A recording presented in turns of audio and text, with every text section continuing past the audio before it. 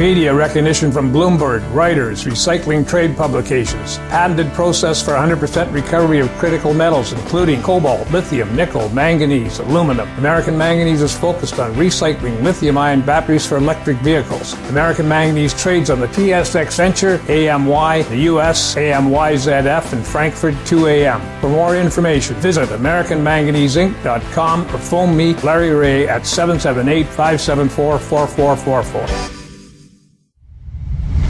You're listening to HowStreet.com radio, available online at TalkDigitalNetwork.com. Welcome to HowStreet.com radio, the online source for market opinions. Here is Jim Goddard. My guest is Hilliard MacBeth, author of the second edition of the book, When the Bubble Burst, Surviving the Canadian Real Estate Crash. He's also a portfolio manager and financial advisor in Edmonton. Welcome back to the show, Hilliard. Nice to be talking to you. Hilliard, the NATO summit is underway in London. They're touring Buckingham Palace. I guess they get to have lunch with the Queen. What kind of effect does a NATO summit have on our finances?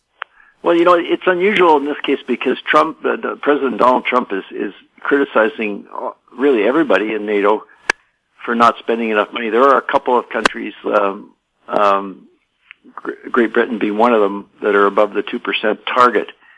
But most of the countries are well below it, including Canada. So he really criticized France. France started it by criticizing the U.S. for pulling their troops out of Syria so precipitously. And then Trump criticized France, and then he criticized all the countries for not paying their full share. Then he said, we might not even defend the countries if they don't get up to the 2%. And then he had a joint conference with Prime Minister Trudeau and gently chided Canada for not being up to the 2% threshold. Well, of course, a lot of countries feel they have higher priorities than military spending. But, of course, Trump has said if you don't pay your fair share, I'll withdraw from NATO, something like that? Well, yeah, just for fun, I looked up the actual, it's quite easy to get. You go NATO expenditures, and NATO puts out the numbers, and Canada is definitely one of the laggards. So the target is 2%. It's actually not a minimum threshold. Everybody agreed to get to the target, and Canada's been kind of slow getting to the target. But so Canada's either at 1.3% or 1.4%. And it's up from 1% not that long ago, so it's actually, Canada's actually moved closer to the target. And of course the U.S. is way, way above the target. The U.S. is at 3.5%. And essentially, Great Britain, Estonia, and a couple of countries like that are the only ones that are above the 2% target. So, but I worked it out. It ends up being about $10 billion of spending per year that we would have to increase our spending in Canada, to get to that target. But there's a second target, which I didn't know about, which is you also have to spend money on equipment, and they'd like to see your, guideline of 20% of expenditure being for equipment. So it would be pretty easy for Canada to get up to the 2% target. All we'd have to do is just buy some of those new F-35 jets that the U.S. wants us to buy, and we'd go up immediately up to, I don't know how many we'd have to buy. I don't know how much they're worth. Are they worth like $300 million each or something? So that would be like 30 or 40 of them would do it. Israel's talked about buying 100 of them. So Israel's of course much smaller than Canada, so it wouldn't be hard for us to get there if we wanted to buy those jets, and then we'd have jets. But the other thing that's surprising about the whole thing is a lot of it is personnel. So we could just take a bunch of unemployed people from Alberta and maybe other places where there's unemployed people, and hire them and put a uniform on them and call them soldiers, and that would count as well. And not only that, but all of the pensions of all the retired military people count towards the 2% target as well. So the old accounting tricks work. Well, yeah, it's amazing. So I guess, countries that have very large armies like the U.S. won't have any trouble at all. And to some extent, the U.S. uses defense spending, which is it's so much higher than everybody else's, as a economic promotion activity. Like, they've got a lot of companies that are in that industry, and they employ a lot of people, and the people move back and forth between General Dynamics and the military and United Technologies and back and forth, and it's a huge industry. But we just don't have that in Canada. We've got, in the past, what we've had in Canada is a few branch plants, and they usually put them in places like Winnipeg and Quebec, and they make a specific product like an F-18 jet, or they get one component of the jet to make. I forget what the component was they were using. They were making one in, and there was one in Ontario too, just north, I think, north of Toronto there too as well. So, over the years we've had these joint projects, and that, allowed us to meet our objectives. But you wonder about, jets that are cost that much money and have pilots, because it's pretty clear from the latest incident in Saudi Arabia that drones are the new thing. So, unfortunately, you'd have to buy an awful lot of drones to get up to $10 billion, because drones are so much cheaper. Well, and also, too, though, with drones, you don't lose pilots if they get shot down. Yeah, I think drones they make a lot of sense. I first heard this, I can't believe it, but I first heard this in about 1985. I had a client who was a instructor at the Moose Jaw training facility for the F-18 fighter jets, and he said, "This is all outdated technology." He said, the next generation is going to be unmanned aircraft controlled from the ground, and sure enough, he was right. And that was, 34 years ago. So the whole idea that we would buy these very, very expensive jets that are really outdated technology is odd, but it could very well happen, because there's a lot of pressure on us now, and if we could somehow, use it to get through the next recession, as say a economic stimulus package of some sort, maybe it'd be a good thing. We'll have more with Hilliard and MacBeth right after this. Avon Resources Limited is a gold exploration company with significant projects in British Columbia and the Yukon, trading on the TSX Venture Exchange, symbol ABN, and the OTCQB, symbol ABNAF. Surrounded by world-class gold deposits and mines, Avon's 23,000 hectares Forest Kerr Gold Project is located in the heart of the Golden Triangle in northwestern BC. For more information, visit us at avonresources.com.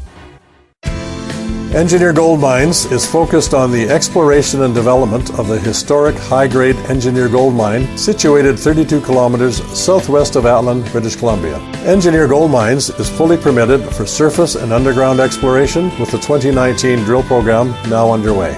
Engineer Gold Mines Limited trades on the TSX Venture Exchange, symbol EAU. For more information, please visit us at engineergoldmines.com.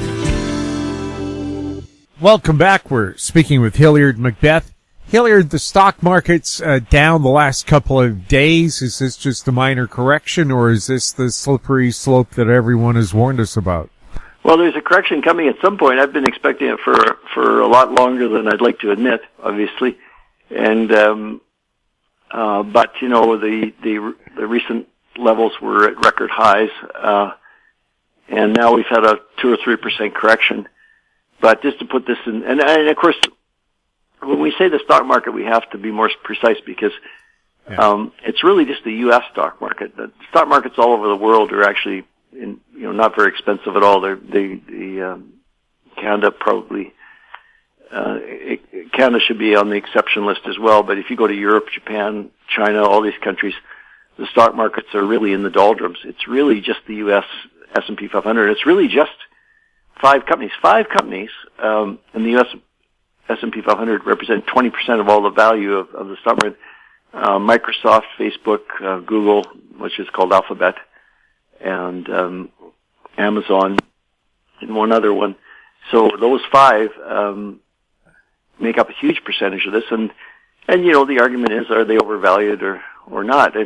But the correction that's happening now is not so much related to that. It's related to the fact that this morning Donald Trump said that he might wait until after the election to do a trade deal with China. And for some reason, this trade deal with China thing seems to move the market up and down every time somebody says something about it, which is surprising, because really it's in Donald Trump's interest probably to keep this this fight with China going. Every time he takes a tough stand against China, his base likes it and his approval rating goes up. So it's very unlikely that he's going to make a deal with China unless he gets everything he wants between now and November 2020, and that's also very unlikely. So he'll probably just keep it going all the way through. And the two big factors on his reelection will be the impeachment trial, which is coming up, and the deal with China. And and of course the third thing will be the big one is the economy. So if the economy continues to be fairly strong as it is in the U.S., Trump actually has a pretty good chance of getting elected. He's at 43% approval, and several presidents in the past have been around that level a year before the election and have managed to get a second term. So including Barack Obama, for example. So it's possible. Now, he would have to go up. He couldn't stay at 43. He'd have to get up to 46% or 47% probably to have a chance of being reelected. But if there's a recession between now and next November, his chances are very poor. Whatever happens with impeachment or with the China trade deal, it doesn't really matter if there's a recession. And the economy's good, but it's not great, so it could tip over into recession quite easily. If it tips into recession, then his chances are very poor. Is there going to be a lot of manipulation of the economy to make sure that doesn't happen? Well, practically every day, the president says, I think the Federal Reserve should cut interest rates, because actually the interest rates in the U.S. are among the highest in the world. Lots of countries like Germany have negative interest rates, and then other countries like Japan have basically 0% interest rates. And the U.S. is really the last place where the interest rates they're not high in relation to the past, but they're high in relation to everywhere else.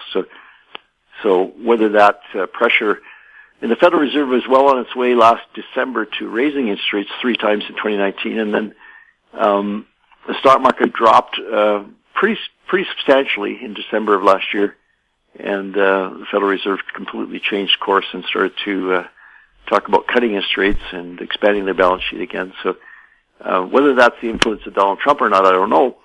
But since then, the stock market in the U.S. is up 23% year over year. So even though the recent correction has dropped us 2 or 3%, we're still 23% higher than we were last December. I think the bottom was on December the 10th. So,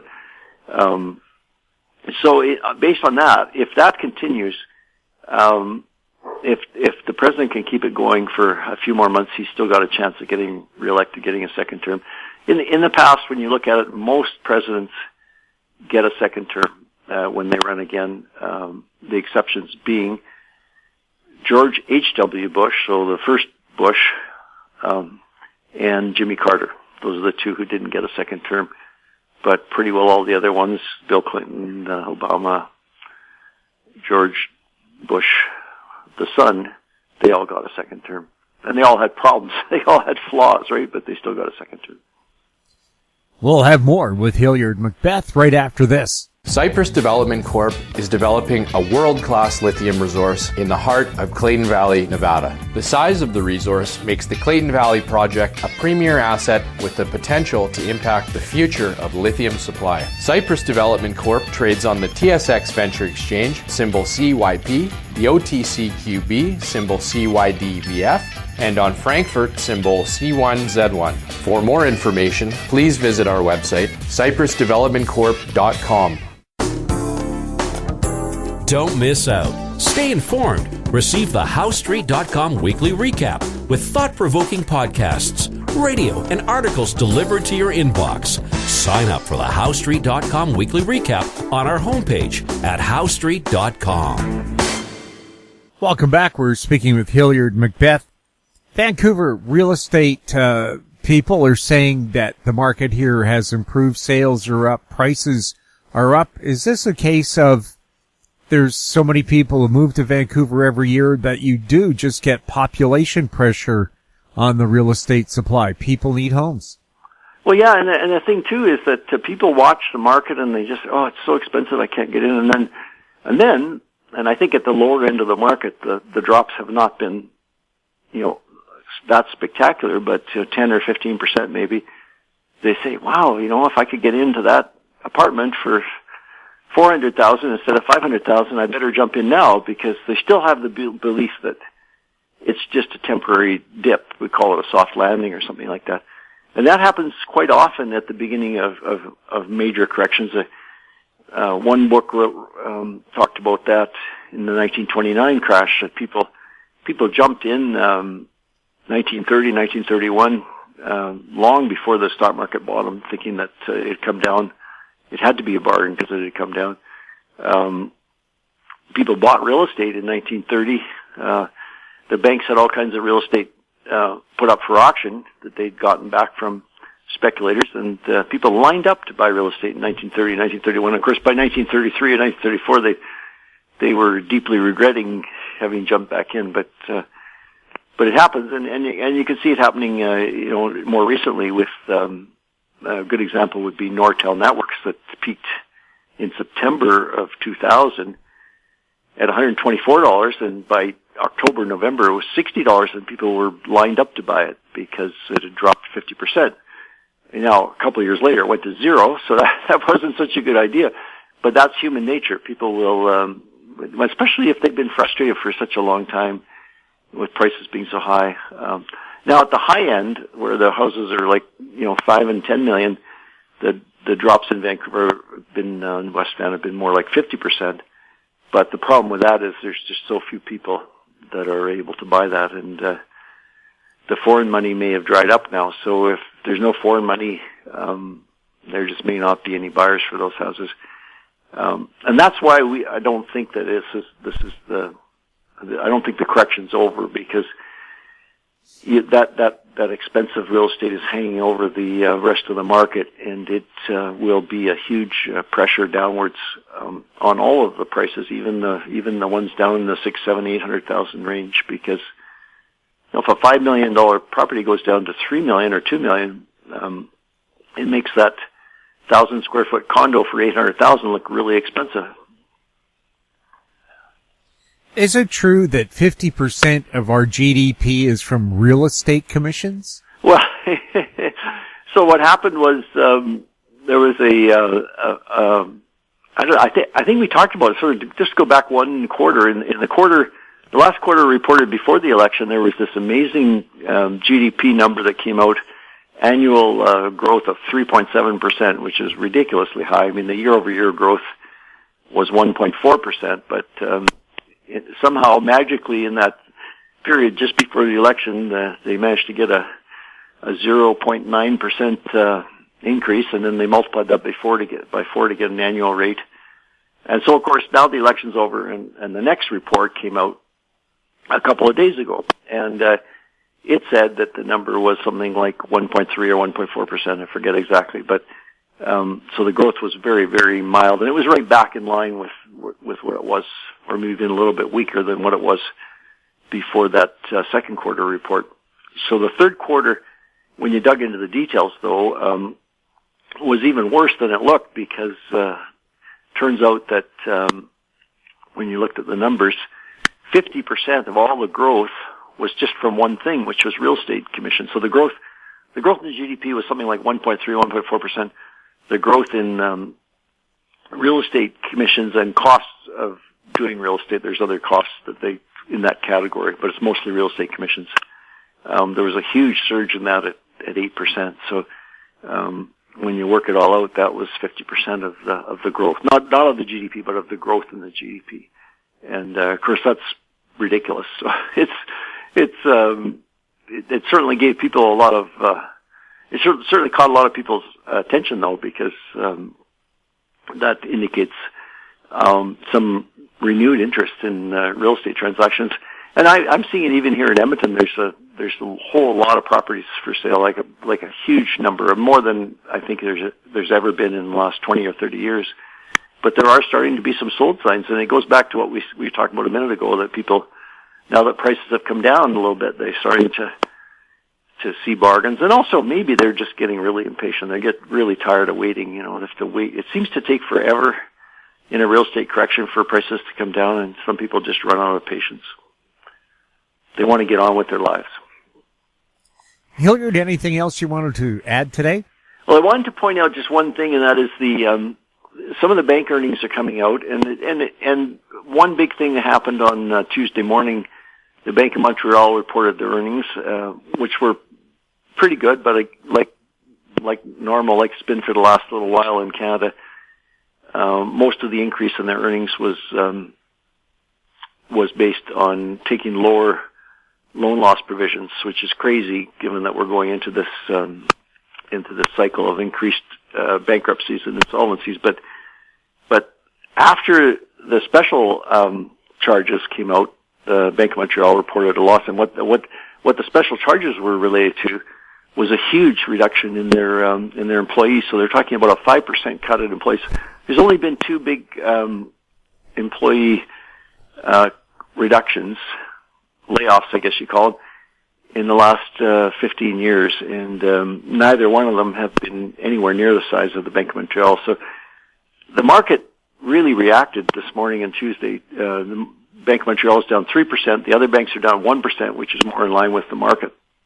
So it's like people think that it's just Bank of Montreal specific to that one bank, not a general problem in the banking industry. But I doubt that that's the case. I think if there's been excesses in one bank, there will have been similar excesses in all the banks. So the growth for the last 15 years was absolutely phenomenal, based on real estate prices rising and bigger mortgages and all that. And so now that that's over, all the banks will have to take these kind of charges. So far it's just one, the Bank of Montreal, and it's not one of the big ones. It's like the fourth or fifth biggest bank. The three big ones, we've yet to see what they're going to do, but I suspect they'll follow the Bank of Montreal.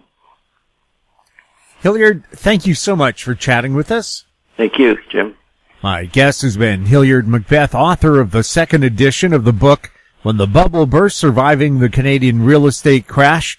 Hilliard, people looking for the book, it has a different colored cover than the first one?